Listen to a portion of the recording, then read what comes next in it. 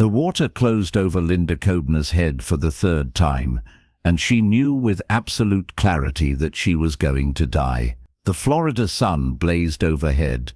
The sanctuary island was only 30 feet away, and her documentary film crew stood frozen on the shore, too far to help and too paralyzed by shock to know what to do. Linda's lungs burned, her waterlogged clothes dragged her down, and her 50-year-old body simply could not fight anymore. She had spent her entire career studying chimpanzees, understanding their behavior, documenting their intelligence, but she had forgotten the most basic fact about her own species.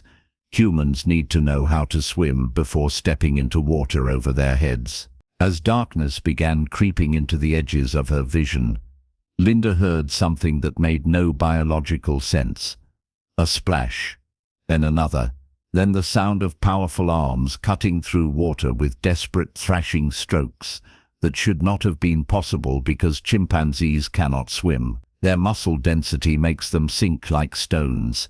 Their body structure makes water navigation nearly impossible, and their instinctive terror of deep water is so profound that drowning is one of the leading causes of death for captive chimpanzees who accidentally fall into moats. But swing was coming anyway.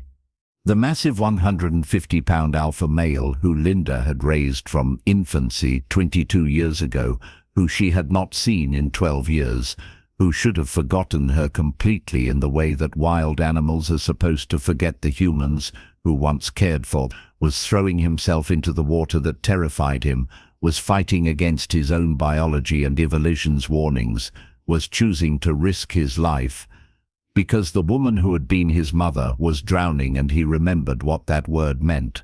Linda felt strong arms grab her from behind, felt herself being pulled upward with force that seemed superhuman until she broke the surface, gasping and choking. Swing's face was inches from hers, contorted with effort and fear, his huge hands gripping her shoulders with enough strength to bruise but not enough to hurt, because even in panic he was controlling his power the way she had taught him decades ago.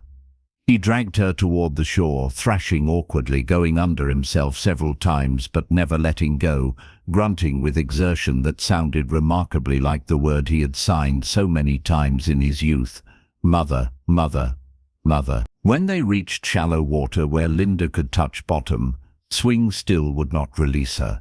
He pulled her onto the muddy bank, positioned himself between her and the water as if it might attack again, and made sounds of distress that brought the other chimpanzees running from across the island. Linda lay on her side, vomiting water and trying to breathe, while Swing pressed his enormous body against her back and made the soft grunting vocalizations that chimpanzees use to comfort frightened infants. And then, with hands that trembled from exhaustion and fear, he signed the first words Linda had taught him 22 years ago.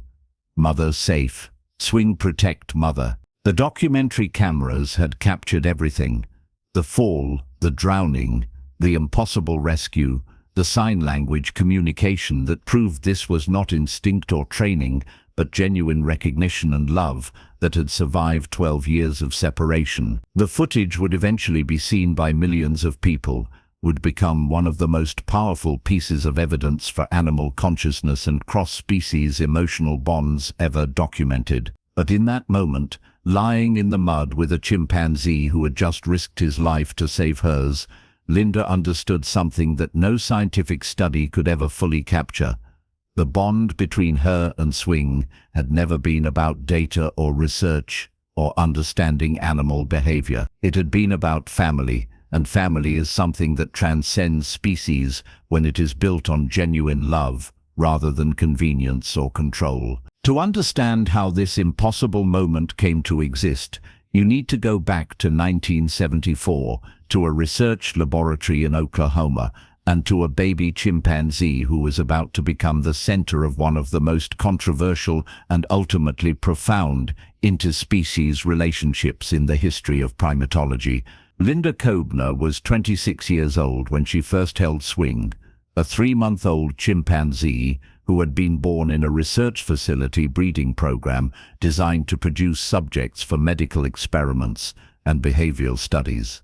Linda was working on her doctorate in animal behavior, specifically studying whether chimpanzees could acquire and use human sign language in ways that demonstrated genuine linguistic comprehension rather than simple mimicry or reward-seeking behavior. The field was controversial, with fierce debates about whether teaching apes human language was revealing their cognitive potential or merely training them to perform tricks that looked like communication but lacked true understanding.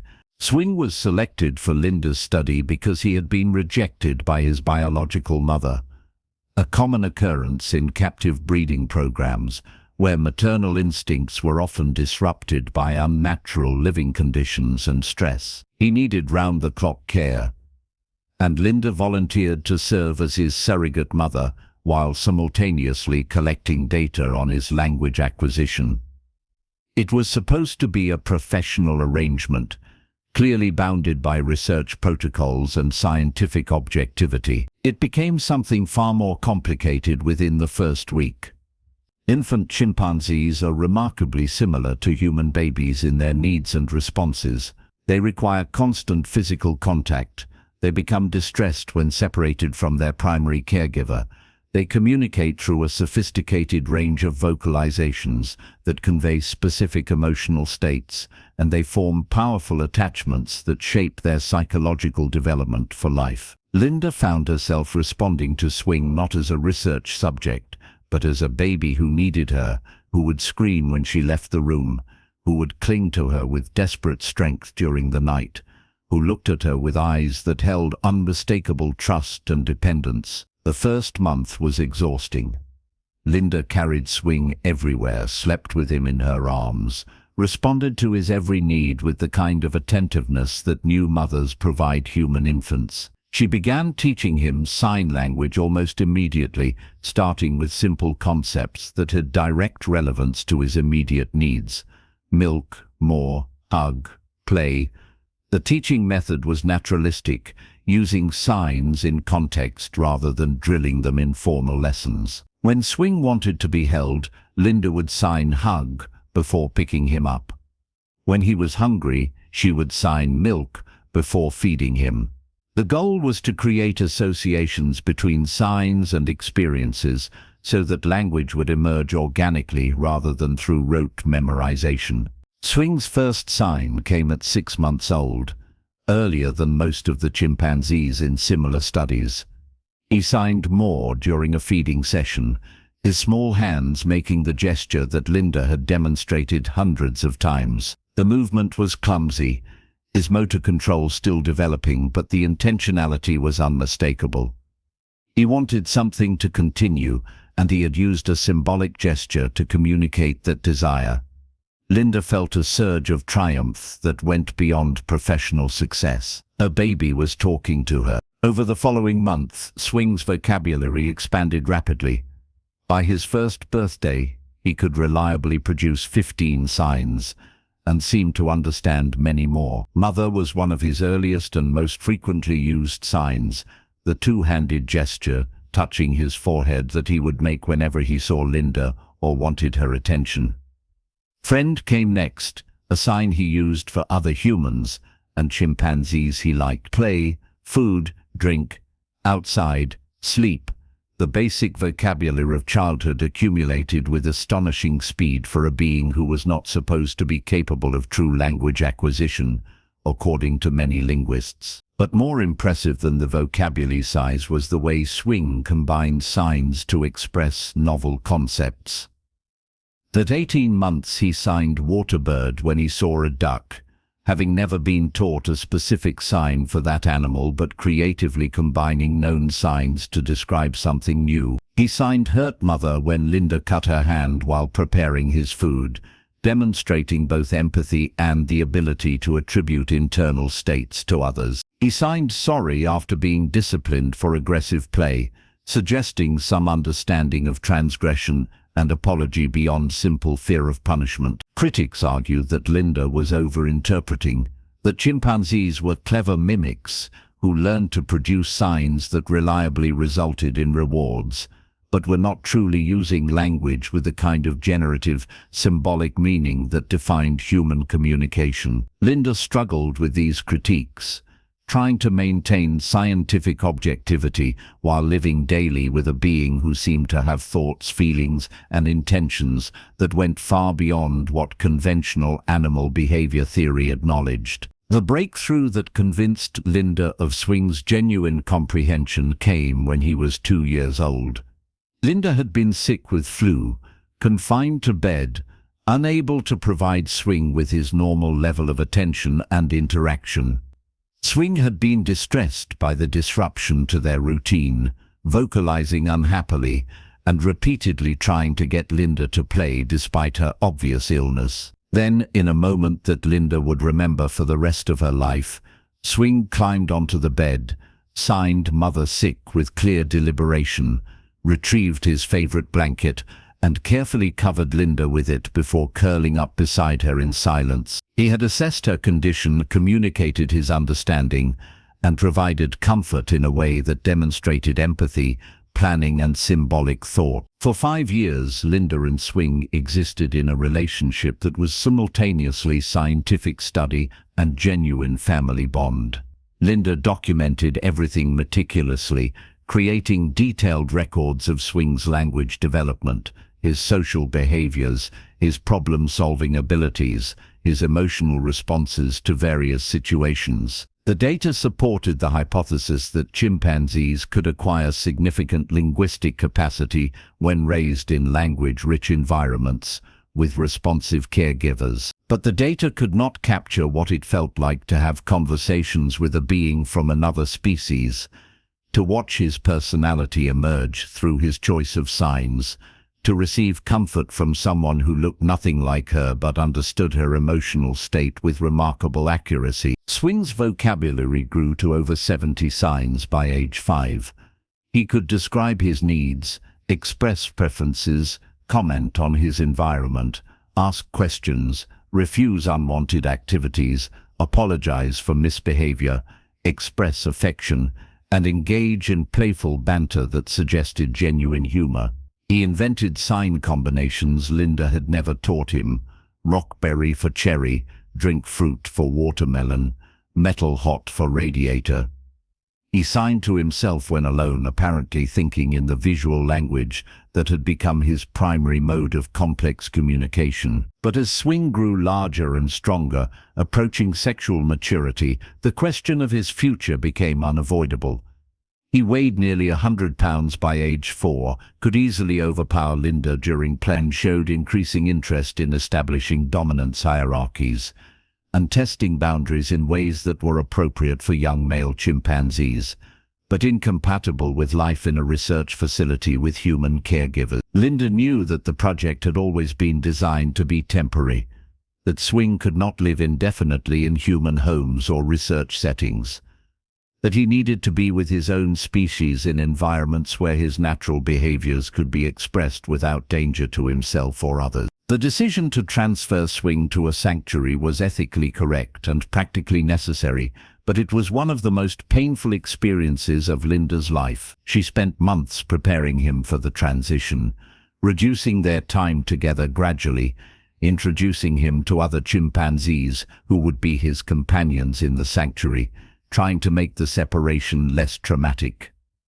But Swing knew something was wrong. He became clingy, signing "Mother Stay" repeatedly, showing distress behaviors he had not displayed since infancy, refusing to engage with the other chimpanzees who were supposed to become his new social group. The day of final separation arrived in 1980, when Swing was 5 years old. Linda accompanied him to the Sanctuary Island in Florida, a facility designed to provide retired research chimpanzees with semi-natural living conditions in a protected environment. The island was beautiful, acres of forest and open space where chimpanzees could live in social groups without the confinement of cages. It should have been paradise compared to the research facility where Swing had spent his early years. But when Linda prepared to leave, Swing became frantic. He signed "Mother No Go" over and over, vocalized distress calls that brought other chimpanzees running, tried physically to prevent Linda from boarding the boat that would take her back to the mainland. Linda forced herself to remain firm, to not respond to his pleas, to walk away despite every maternal instinct screaming at her to stay. The last thing she saw as the boat pulled away was Swing at the water's edge, signing desperately even though she was too far away to respond. "Mother, come back, please. Mother." Linda did not return to the sanctuary for 12 years.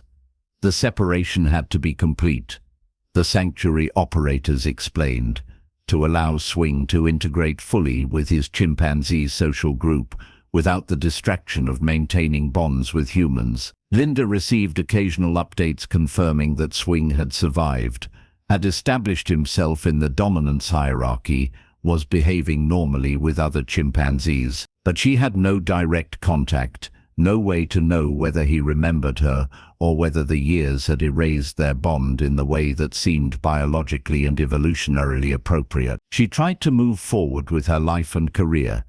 She published her research on Swing and other language-learning chimpanzees, contributing to scientific understanding of primate cognition.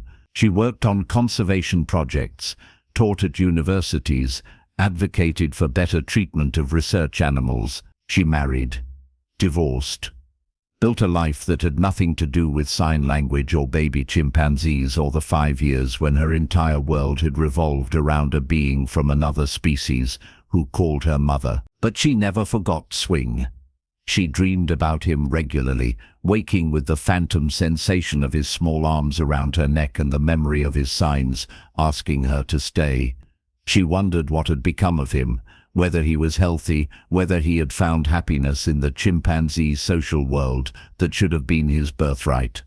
And she carried guilt about the separation, questioning whether she had done the right thing, whether there might have been other options that would not have required such absolute severance. In 1992, when Linda was approached about participating in a documentary film about the sanctuary and its success in rehabilitating research chimpanzees, she agreed partly because it would give her an opportunity to see Swing again. She told herself it was professional interest, that she wanted to document the long-term outcomes of language-learning chimpanzees. But she knew that she wanted to know if he remembered her, if their bond had been real or just a product of circumstance and dependency that had evaporated once he was given the opportunity to live as chimpanzees were meant to live. The boat ride to the island felt both too long and too short. The film crew was excited about capturing reunion footage if any of the chimpanzees recognized Linda, though they cautioned her that 12 years was a long time and expectations should be managed. Chimpanzees had excellent memory for faces and social relationships, but whether that memory extended to humans they had not seen in over a decade was uncertain. When the boat reached the island dock, Linda could see several chimpanzees in the distance, going about their normal activities. None of them showed particular interest in the arriving humans. The crew began setting up cameras, discussing shot composition and interview questions. Linda scanned the tray line, looking for a particular silhouette, a specific pattern of movement, some sign of the baby she had raised, who was now a full-grown adult male she might not even recognize.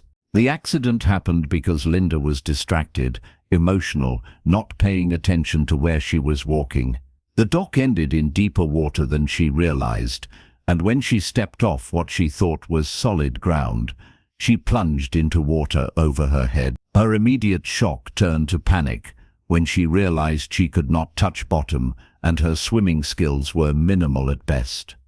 She thrashed, went under, managed to surface long enough to scream for help, went under again as her waterlogged clothes became impossibly heavy. The film crew later described what happened next. They heard Linda's scream, saw her go under, started moving toward the water without knowing how to help. And then they heard a different sound, a vocalization that chimpanzees make when they are terrified or attacking, a high-pitched, almost screaming bark that carried across the island. Swing came running from the forest at full speed, a massive adult male in his prime, moving with power that made the ground shake. He should have stopped at the water's edge. Every instinct in his body, every evolutionary adaptation that defined his species, told him that water was death. But Swing did not. He launched himself into the water with a force born of desperation, and he swam badly and efficiently, with the thrashing panic of a being trying to override biology through sheer willpower, toward the woman who was drowning. What the cameras captured became one of the most extraordinary pieces of footage in the history of wildlife documentation. Swing's rescue of Linda was not elegant or easy. He went under multiple times himself, struggled against his own density that made him sink, fought through terror to maintain grip on Linda's limp body as he dragged her toward shore. Other chimpanzees gathered at the water's edge, screaming in alarm, but not entering the water themselves because the instinctive prohibition was too strong. Only Swing, driven by something that transcended instinct, made the choice that should have been impossible. When they reached shallow water, when Linda began coughing and vomiting the water from her lungs, Swing did not leave her side. He positioned himself protectively, vocalized distress, and then, with hands that still trembled from exertion and fear, he signed words that the cameras captured clearly. "Mother safe. Swing protect mother.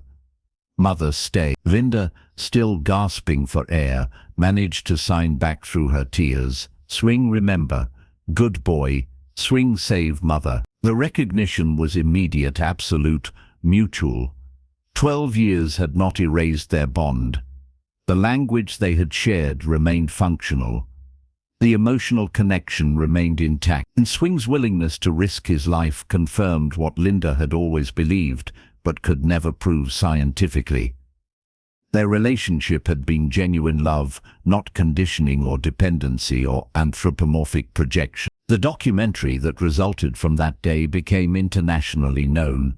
The rescue footage, viewed millions of times, analyzed by researchers as evidence of cross-species altruism and long-term social memory in chimpanzees.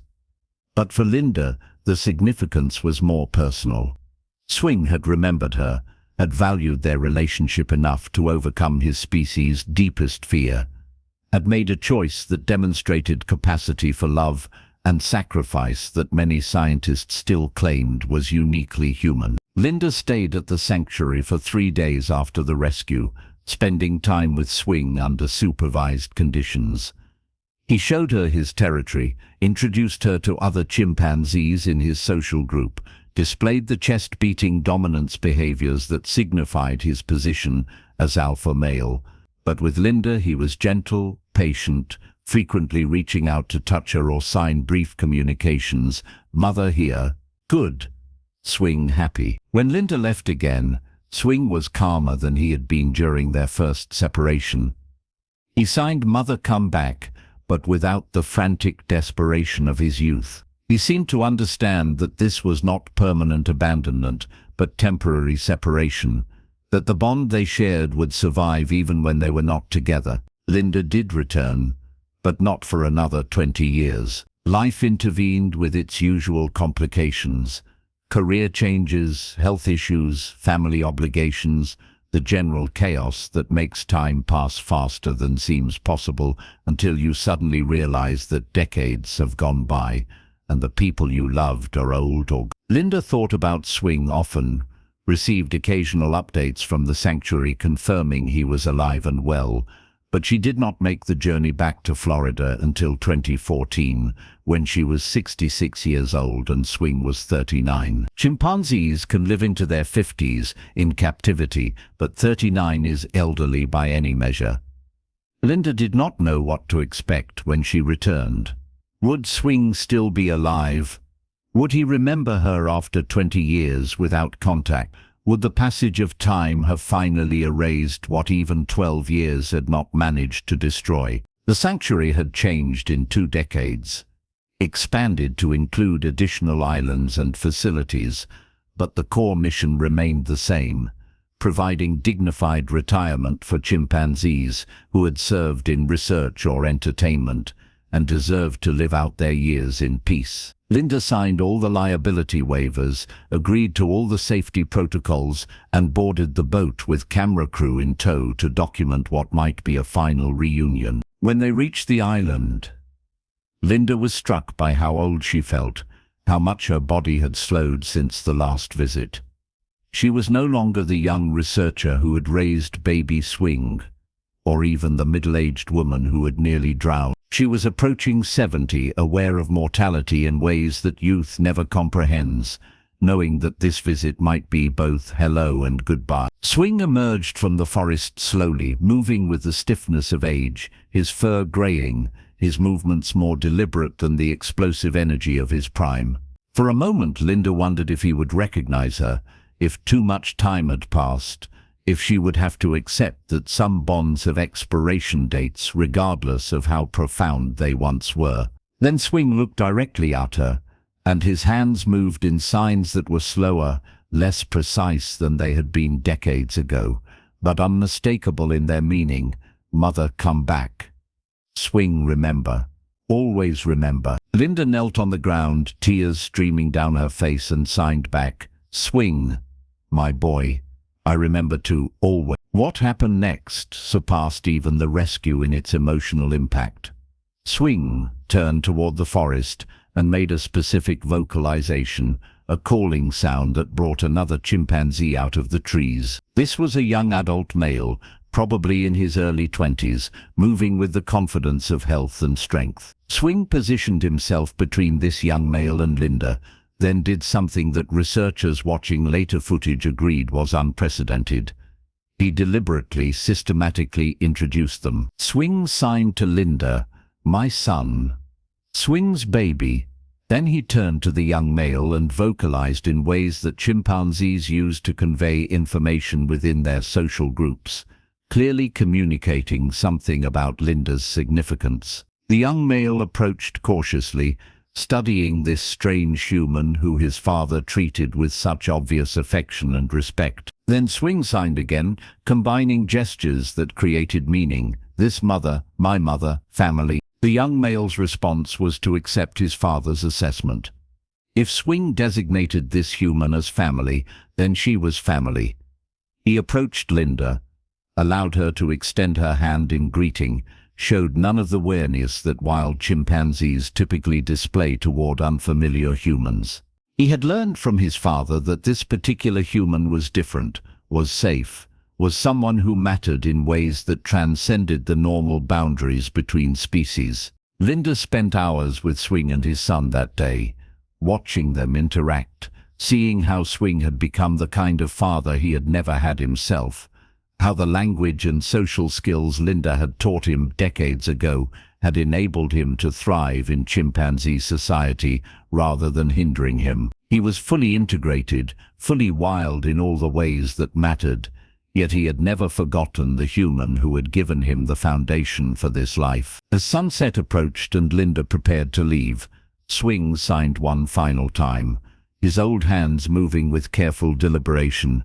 Mother, go. But Swing, remember. Always remember. Love, mother. It was the first and only time he used the sign for love, a concept Linda had taught him when he was small but that he had rarely employed because its abstraction made it difficult to use appropriately. But now, at the end of what both knew might be their final meeting, Swing chose that specific word to convey what existed between them. Linda signed back through her tears, love, Swing, always, forever. The footage of this encounter, like the rescue before it, became widely shared evidence of animal consciousness, memory, and emotional capacity. Scientists debated the interpretation, discussing whether Swing's behavior demonstrated true understanding of family and love, or merely represented complex learned responses. But everyone who watched the videos, everyone who saw the deliberate introduction and the careful sign language communication spanning 40 years, understood intuitively what researchers were still trying to quantify. Swing and Linda shared a bond that was real, profound, and enduring. Swing died in 2018 at the age of 43, peacefully in his sleep on the sanctuary island that had been his home for nearly 4 decades. Linda learned of his passing through a phone call from the sanctuary director, who told her that in Swing's final weeks, when he was too weak to move much or interact with his social group, he would sometimes make slow, deliberate hand movements that looked like signs, particularly the gesture for mother. Whether he was thinking of Linda, whether some part of his fading consciousness returned to the 5 years when she had been his entire world, no one could know with certainty. But Linda chose to believe that he remembered to the end, that their bond had been strong enough to survive 40 years of separation and the inevitable decline that comes to all living beings. She chose to believe that somewhere in Swing's complex, intelligent, emotional mind, she had remained present, had remained significant, had remained loved. The legacy of Linda and Swing extends far beyond their individual story. Their relationship contributed to fundamental shifts in how scientists and society understand animal cognition, consciousness, and emotional capacity. The language research demonstrated that chimpanzees could acquire symbolic communication far more sophisticated than simple conditioning theories suggested. The rescue demonstrated altruism and risk-taking that challenged assumptions about animal selfishness and instinct-driven behavior. The multi-generational introduction demonstrated teaching and cultural transmission that required sophisticated social intelligence. Most importantly, their 40-year bond provided evidence that love is not uniquely human, but exists throughout the primate family in forms we are only beginning to understand and respect. Swing loved Linda enough to risk drowning to save her. Linda loved Swing enough to let him go when keeping him would have been selfish. Both loved enough to maintain their connection across decades and distances that should have erased it completely. If this story moved you, if it challenged your assumptions about animal consciousness and the boundaries between species, if it reminded you that family is defined by love rather than biology, then share it with others who need to understand that we are not alone in our capacity for deep emotional bonds. Subscribe to Wildlife Tales for more documented stories about animal intelligence, memory, and the relationships that prove consciousness exists in forms far beyond human experience. Turn on notifications so you never miss stories that expand our understanding of who deserves moral consideration and respect. And if you ever doubt that animals remember, that they love, that they make choices based on emotion rather than instinct alone, remember Swing, the chimpanzee who jumped into the water that terrified him because the woman who raised him was drowning, who remembered her for 40 years and who taught his son that some humans deserve to be called family.